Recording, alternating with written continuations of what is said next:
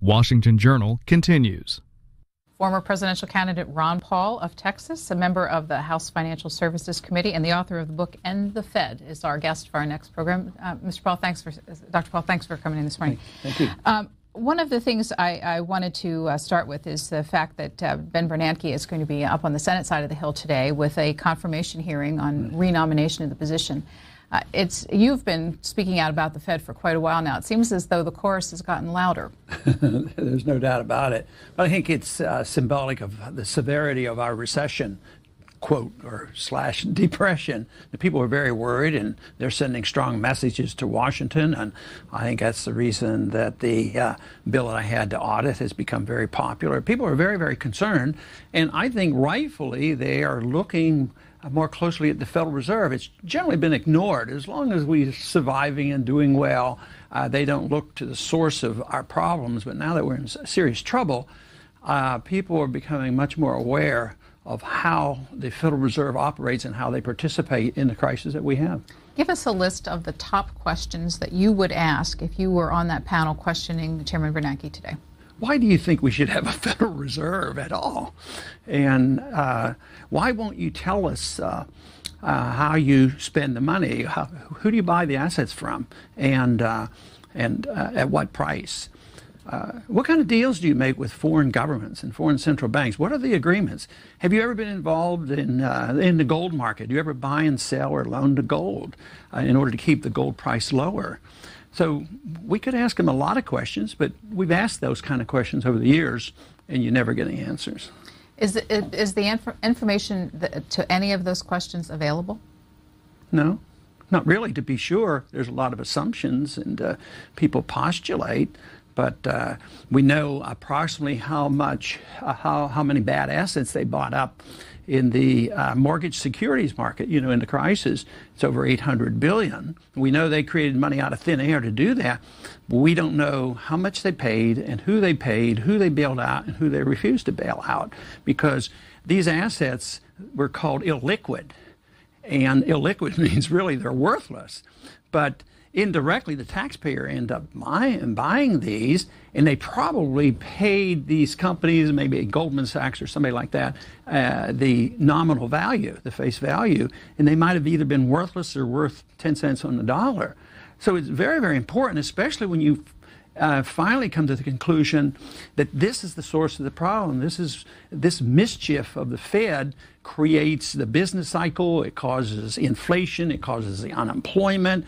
And they say they don't want transparency. They want independence. Independence means secrecy. And the American people are waking up and realizing that Congress has a responsibility. They created the central bank, and they ought to act more responsibly by knowing what they're doing. How would the American economy function if there were no Fed? A lot better.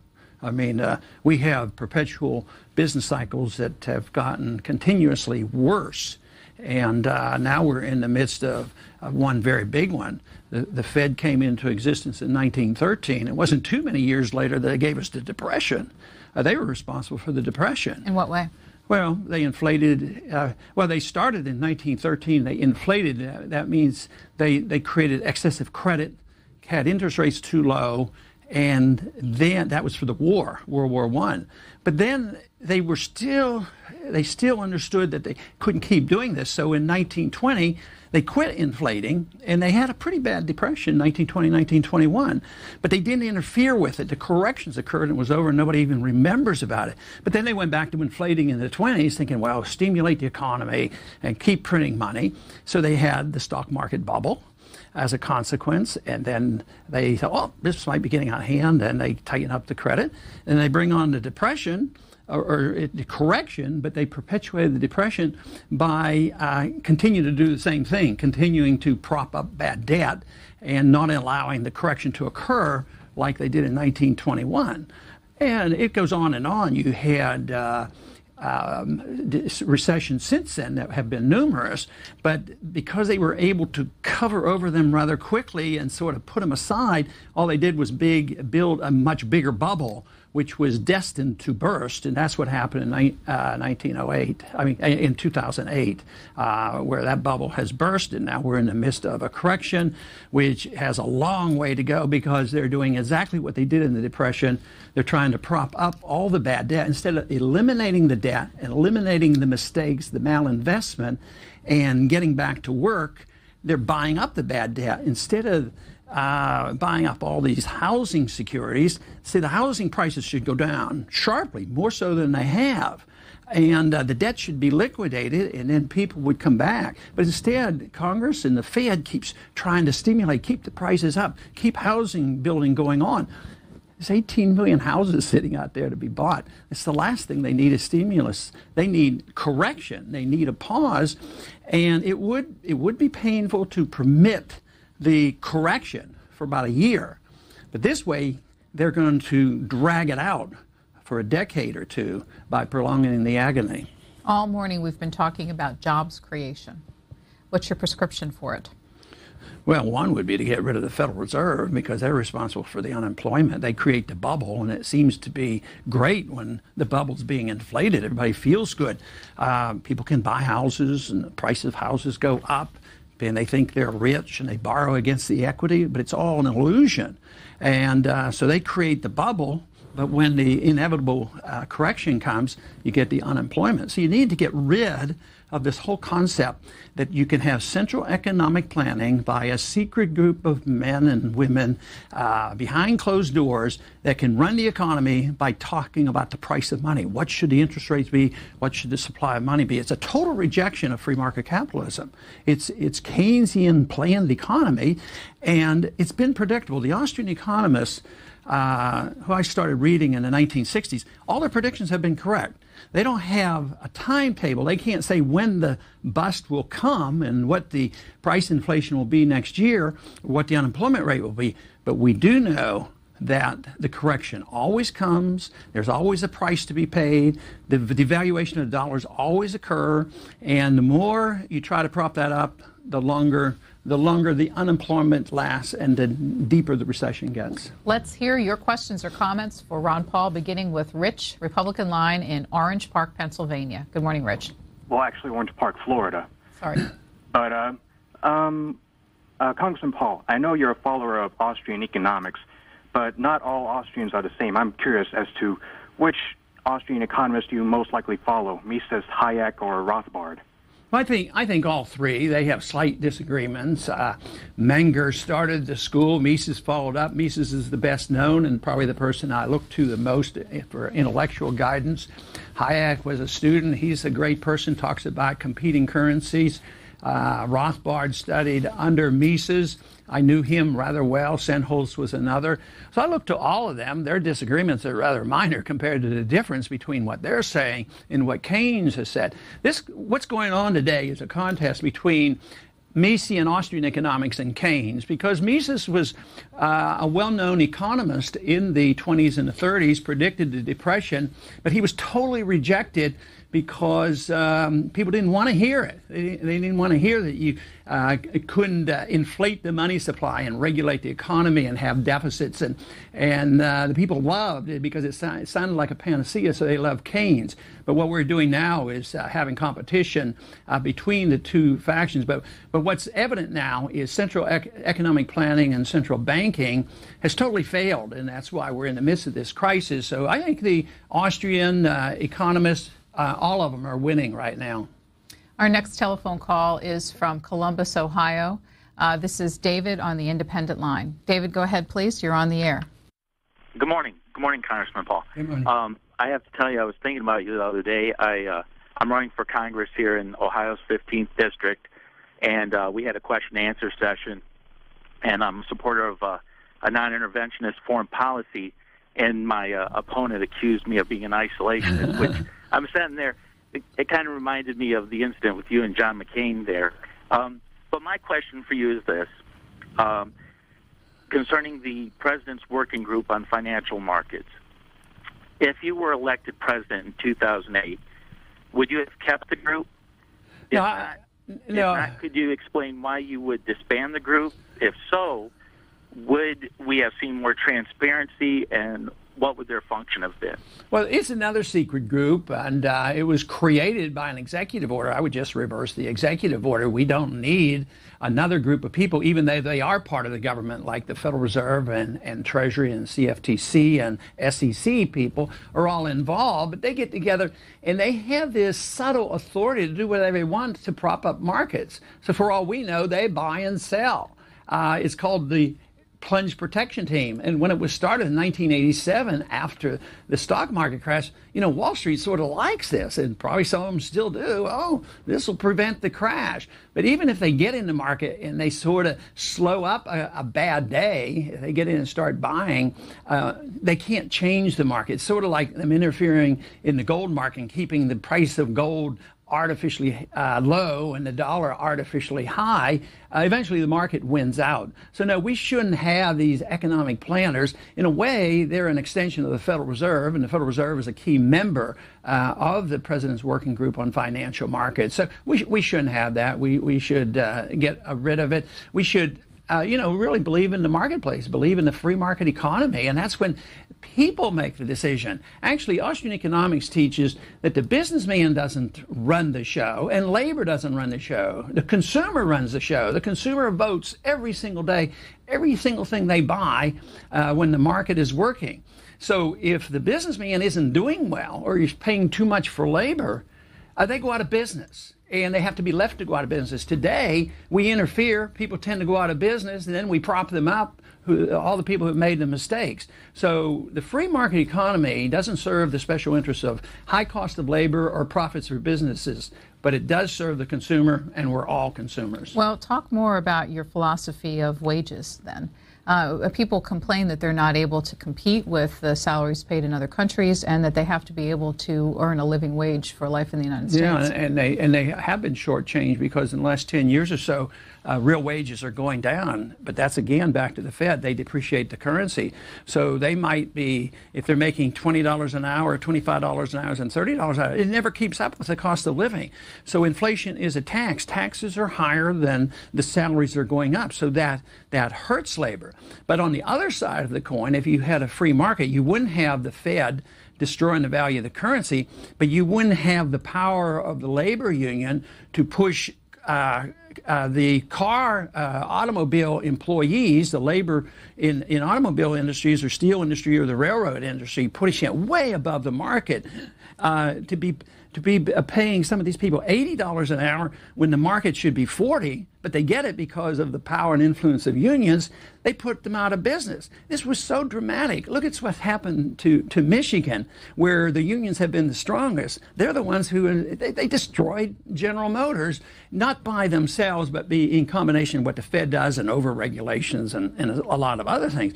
But companies in the South might have less regulations, and they might have a more market level for labor, and they survive. But you can even do this globally. Labor, once again, the businessman has to make profits to exist. So he goes to keep labor costs down to give the consumer the best deal. But our problem is our whole country has interfered with the marketplace and pushed costs so high with over-regulations and the inflation and all these problems. So we're pushing labor overseas. And that, of course, exports jobs, and everybody gets hysterical about this. And they say, we have to stop it. We have to draw a line and don't permit this to happen. But they have to change the policies. The jobs going overseas is a symptom of very bad policy. So you have to talk about the policies that prompted this to happen. For Ron Pauls, we talk about the Federal Reserve. Carl, Democrats line, Levin, Oregon. Yeah, I'd like to ask him what we're going to do about this debt that we got, and he's talking about keeping labor down. The thing about it is, I haven't figured out why in the hell that we can't come to a happy medium where a company makes a fair wage and a worker make a fair wage. A worker's got to be able to live. Thank you, Carl. He's absolutely right. He has to have a fair wage, but as I explained, the wage is not fair and it's going down because the money is being depreciated. His question about the debt, that is very important. What are we going to do about the debt? Well, we're not going to pay it off. We know that. When a country gets so deeply in debt that it can't be paid, they liquidate it, they default. They don't default by not paying it. If you own a treasury bill, if you have $10,000 in a treasury bill, you're always going to get your money.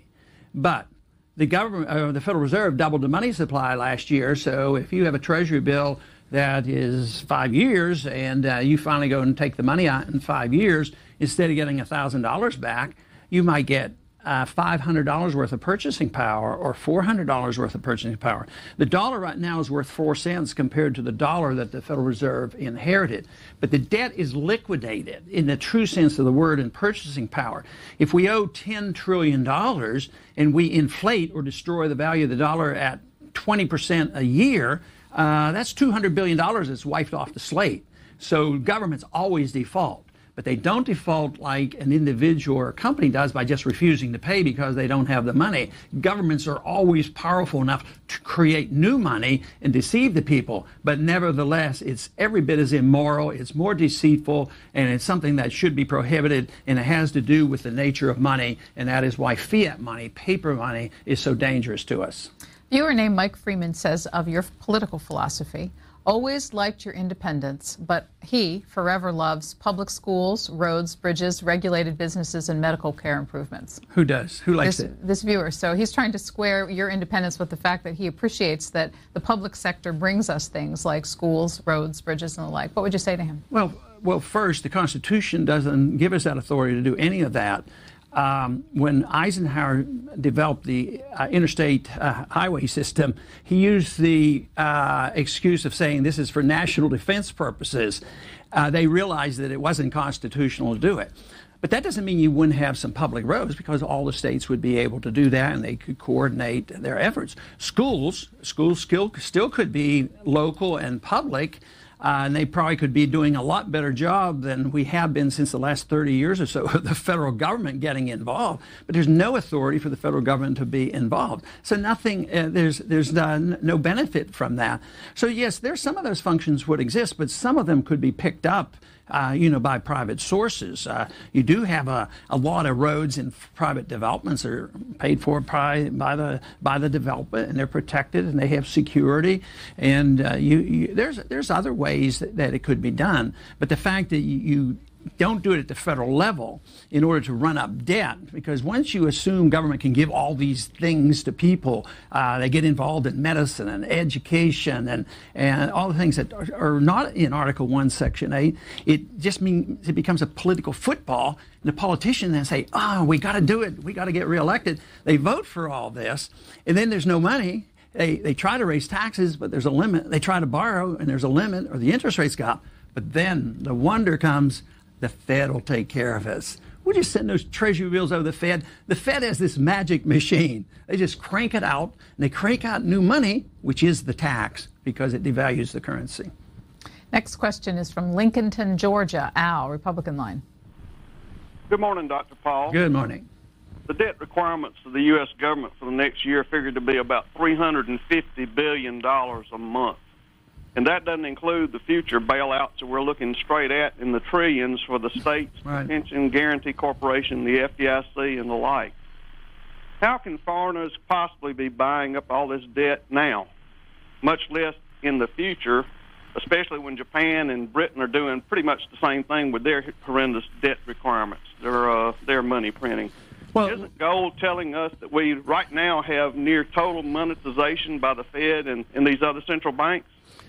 Well, some of the countries, say China, for instance, they sort of fed into this. They were glad for us to buy products from them, and they were savers, and they end up with a lot of dollars, more than $1 trillion worth of dollars, and they don't know what to do with them, so they buy our treasury bills, so they would feed it back, and that would boost the economy by keeping our housing industry going, and they kept thinking they were benefiting by that. But they're getting worried about it, and they talk about it. Well, there's a limit. You guys over there in the United States better be careful. But they can't bring the house down either because they're holding too many dollars. So they have to sort of protect the dollar, and they're going to ease out. And they're easing out now by easing in to gold, just as India and the East are doing. The gold is leaving the West and going to the East. Production is leaving the West and going to the East. The IMF is selling gold, but the Europeans sold gold. And we suspect that our government may have loaned the gold, which we'd like to know for sure if we could get an audit, but it is shifting over. But the price of gold is telling us not that the price of gold is going up, but the value of the dollar is going down. Historically, for 6,000 years, the value of money has always been measured by gold, and that's an economic law that just exists, and you can't repeal it by saying, oh no, we have a very smart group of people who know how to make paper money act like gold. The Ben Bernanke confirmation hearing will begin at 10 a.m. Eastern Time, live coverage on C-SPAN 3 and on cspan.org. This question by Twitter is, I'd like to know, pull it up on screen, how Ron Paul would explain economic crises before the Fed was created. It can't be all the Fed's fault. That is a good question, because there were certainly booms and busts, but there was a lot of times inflation by fractional reserve banking that wasn't prohibited. We certainly had a lot of inflation during war times, whether it was 1812 or whether they inflated, especially during the Civil War period. Matter of fact, they went totally off the gold standard in the Civil War period. But it was always excessive credit. That means we did not have a perfect system before. But if you took the long term, say from the beginning of our country up until 1913, because they usually would go back to restraining the effort, to inflate, prices remain relatively stable. Long term. It's only been since 1913, especially since 1971, when the last link of gold has been removed. So those dips and crises that occurred, they usually were short-lived, because they got out of whack by excessive credit going into the market, a lot of speculation, but they knew to leave it alone. They didn't try to prop up all the bad investments and the bad debt. There was no rescue operation, and it was over rather quickly. But this argument's going on for a long time.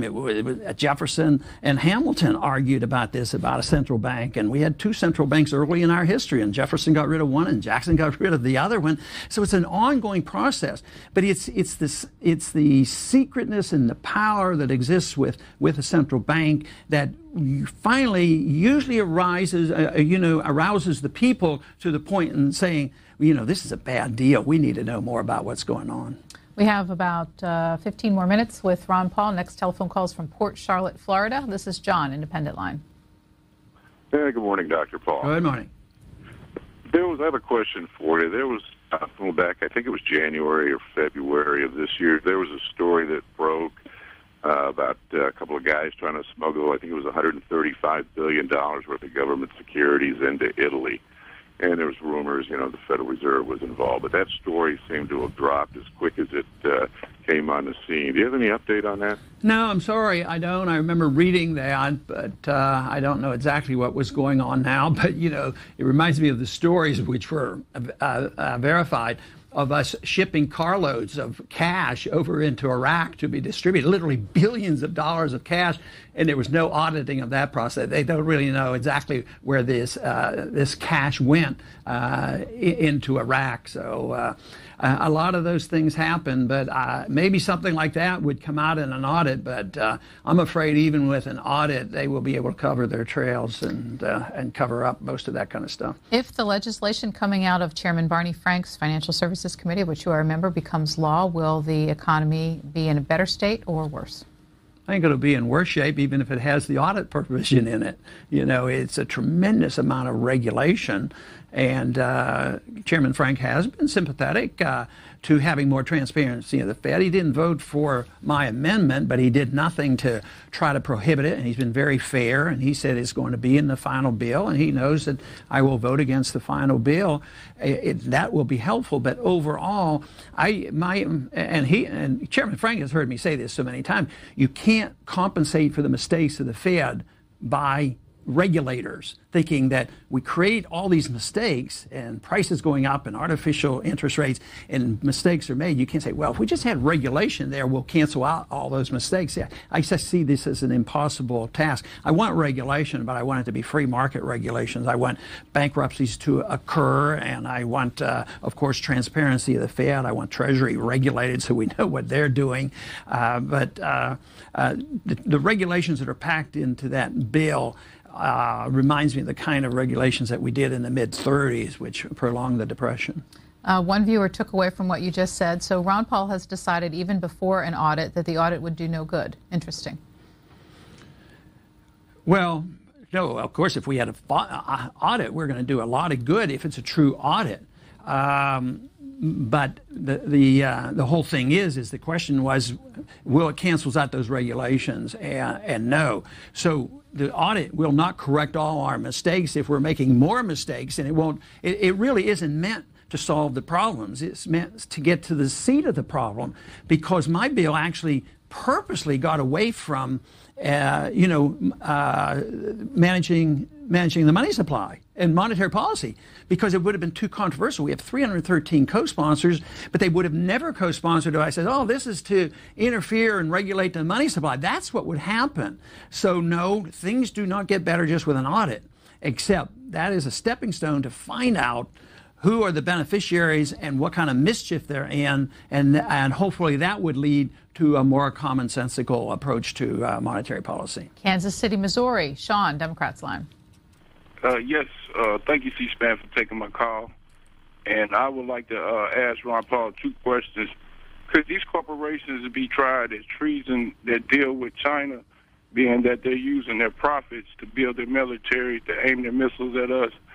And 2, that during the Korean War, China killed a lot of American troops. And being that we're in such a bad shape in our country, why do we keep giving billions to all the other countries, to aid them, like Israel and Egypt, Saudi Arabia? Ain't that hurting us too? Yeah, it is, but businessmen doing business with China is not treason. But us being in the arms business, selling weapons around the world, whether it's to Israel or the Arabs, I mean, we arm both sides of all the conflicts, and most of the time the weapons end up being used against us. So I think that is very bad. But not doing business with China would be like saying, let's not do business with Japan, let's not do business with Germany. China has changed. I mean, they're not. They don't believe in individual liberty like we do, but boy, I'll tell you what, in some areas they believe in economic freedom. I mean, it's easier to start businesses over there, and they're prosperous, people save, and they do some things that we used to be known for. They have become our banker. So I would say that yes, those kind of things happened in the Korean War, but I don't even think we should have been involved in the Korean War. It was a tragedy. What were we doing over there? What were we doing in Vietnam? So I just don't think, coming down hard on China and saying that they're all at fault. I think if they're willing to trade and be honest with us, we should treat them more like Japan and Germany, because they killed a lot more Americans than the Chinese did. John is watching us in Coudersport, Pennsylvania. Republican line, you're on for Ron Paul. Yes, sir. I'd like to read you a quote from July 1922 Harper's Magazine, the business and financial section, titled Industrial Activities and Improving Conditions by John Grant Dater. Despite the presence of various adverse factors in the situation, general business is much better at this writing early in June than it was at the beginning of the year, and the outlook for the future is more promising than it has been at any time since the reaction set in more than 2 years ago. In consequence of the severity of the Depression and the necessity for drastic liquidation continued over many months, the improvement that has developed thus far has been more pronounced in the conditions surrounding money and credit than elsewhere. But it has been finding a reflection of late in the numerous departments of commercial activity. And the movement has gathered such momentum as it has progressed, as to lead to the conclusion that the betterment is something more than a mere seasonal recovery. And I'd also like to state real quickly, Representative, that I once lost a house down in Pasadena, Texas in 1990 and that was due to depression down in Texas that was happening, and that was when Brown and Root laid off like 50,000 people, and nothing was ever done, people lost their momentum in their lives, and I know after I left Texas, nothing was ever right in my life, because I was no longer a Texican, and, well, if it wasn't from Texas, it wasn't right, And, you see everything happening today with giving everybody extended unemployment and all like that. I didn't have anything down there in Texas. Everybody just ignored the situation. So how are you doing today, John? I guess not too good. About the only thing I got is 8,000 books, and I rent. Thank you. Okay. Well, as far as what they should do, you quoted what it was like coming out of the Depression of the early 1920s. The unfortunate thing is they went back to doing the inflating again in the 20s, so that led up to the Depression. But they got over that Depression in 1921 and 20 and 21 rather quickly. And too bad we didn't do that a year or so ago. We would have been talking about true recovery by now. And they talked about liquidation, and the debt would be liquidated if we'd have just allowed it to happen. A viewer named Manuel Bonilla asked by Twitter, will Ron Paul run for president in 2012? Oh, that's a long time off. I don't have any plans to do that. Miami, Mike, independent line for Dr. Paul. Go ahead, please. Yeah, good morning, Mr. Paul. Supposing we enforce one single labor law, equal compensation all over the world, minimum wage, compensation, everything, just that single law, could you please comment what would be the economic result if we only enforce that and don't bring out anything else? Because I think this could be done easily, and it's going to have the largest impact on the economy. I would say let all labor costs be dictated by the market. Let not the government have any interference in what the price of labor should be, whether it's minimum wages or artificially high wages by force of government. The market should set labor, and you would have full employment. Next is Ann Arbor, Michigan. Good morning to Joel, Democrats line. Hi. Joel, you're on the air. Congressman Paul, I'm afraid I lay the blame at the door of the legislature. Why is that, sir? Well, particularly in times like this, we need to help our suffering neighbors. But the legislature refuses to tax and instead accomplishes its goals by letting the Fed inflate the currency. I wonder if you could comment on this. Well, whom are you going to tax? People are paying too much taxes already. So that's not going to work. But I agree with your statement. Look to the legislature. They are the source of the problem. Yes, they're in collaboration with the Federal Reserve. But if you're going to start bailing out, and you don't want the Fed involved, that means you're right. You have to raise taxes. But raising taxes right now in the midst of a recession or any time it just destroys capital. And capital is what's in the banks that is true savings. And then you don't have anybody to invest in, build businesses, and create jobs. So you don't want to tax, and you don't want our government to go into further in debt, and you don't want the Fed to print. But I would not think for a minute that any solution, any good, could come from raising taxes in order to prop up a system that we created in the legislature. So I agree probably with half of what you're saying. The source of the problem is in the legislature that has permitted this to go by. For instance, the housing bubble occurred because of the Fed easy credit.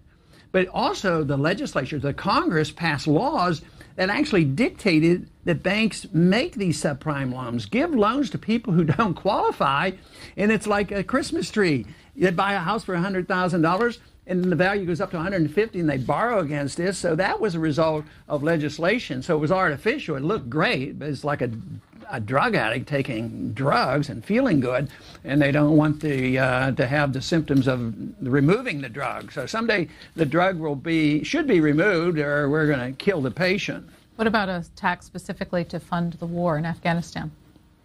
No, I mean, my answer is the same. No taxes. We should be lowering taxes, but we shouldn't be in the war. We don't need any of those wars. I mean, we're in a crisis now, a financial crisis, and we have a foreign policy that's a major reason why we're in this financial crisis. We spend over $1 trillion a year in maintaining our empire around the world. We're in 130 countries. We have over 700 bases. We're still in Korea. We're in Japan. We're in Germany. We're all over the Middle East. We have this. And we're talking now, I mean, the president is really, that speech the other day to me was like conditioning us for the next war in Pakistan. So, no, you don't raise taxes. That'll only encourage them. What we need to do is take all their money away from them and say, bring the troops home, save the money, defend this country. We'd be much safer, because it's our presence, especially in the Middle East, that motivates people to become radical extremists and potential terrorists that will commit suicide. It's because they detest occupation of their land. And we get into trouble and we think, oh, we need to occupy more countries, only compounding our problems, both internationally and for our safety, but it also compounds our financial problem. I think the worst thing we could do is raise taxes to pay for that war.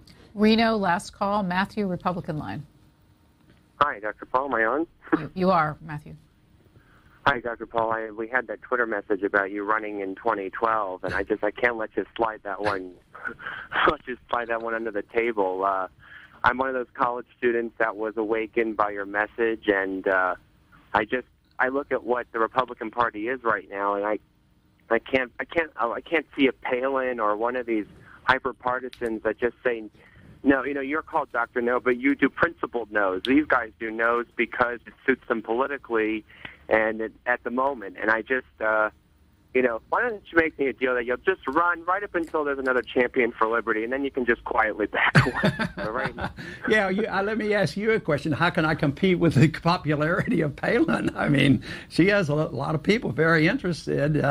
I know our views aren't the same, but you have to say that she has a lot of popular appeal. But no, I'm not going to. I don't have an answer. I didn't say no, but I have no plans to do it. So, and in a way, in the climate that we have, that's a long time off. I mean, a couple of years is a long time when you think of this crisis. One thing I did say, though, that I have said in the past is that if it's readily apparent that we're in a dollar crisis, a severe dollar crisis, it's going to be hard for me not to speak out. Matthew, is that your answer? I guess for now. We'll wait and see. What was your answer to the question about competing with Governor Palin? Well, all I'll say is I was at that Nevada State Convention, and we would have had more delegates than John McCain, but that's a separate issue, and Ron Paul knows all about that. Matthew, thank you so much for your call. And Representative Ron Paul, thank you very much for being here. This day when the Senate is going to be asking the question about whether or not Ben Bernanke should be re-upped for a term as Fed chief. We appreciate your time. Thanks for having me.